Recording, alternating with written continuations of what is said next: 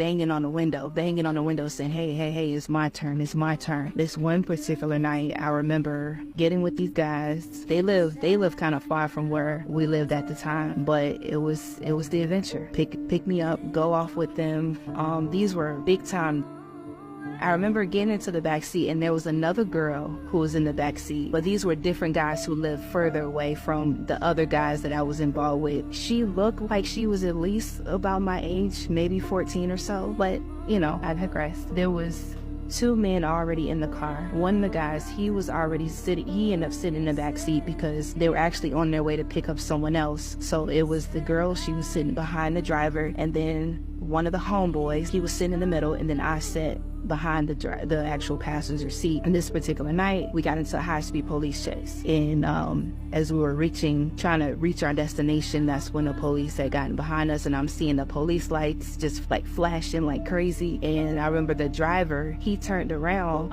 I'll say their nicknames because people don't know. So nickname Popcorn, right? So say Popcorn. He looked out the back window. He was the one driving, and it's like he did like this, like he spit. I don't know. It was weird, but once he realized that the police was actually behind us, and the police is actually telling us that we need to get out the car, but he decided that he wanted to put his foot on the gas and go like really fast. So here it is, 2 o'clock in the morning. We're like weaving through the little traffic there is, going down alleys and back roads and other streets and stuff like that to try to shake the police, which we eventually did. And I didn't think about dying. I didn't think about any of that. I remember us driving past the church that I used to attend as a child, and not even thinking, no conviction, no nothing about God. It was just the adrenaline rush, So once we shook the police, we were able to go pick up this another homeboy. He got in the car, and these are all grown men, right? And we ended up arriving to this place that looked like, and it's like an old hotel or something like that, like an efficiency apartment. And I remember getting out, but as I was getting out, the young girl who was also in the backseat with me, like our eyes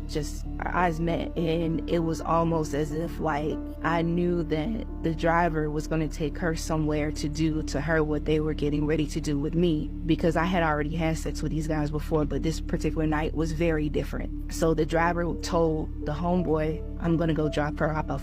I'm like, yeah, whatever. But our eyes met. I actually wrote a letter to her. I don't know, maybe she might see this video because you guys have the most amazing stories. But what I want to tell her is that, that I love you, that God loves you. If I could have grabbed your hand and ran away with you that night, I would have. But I apologize. Once Popcorn pulled off with the girl in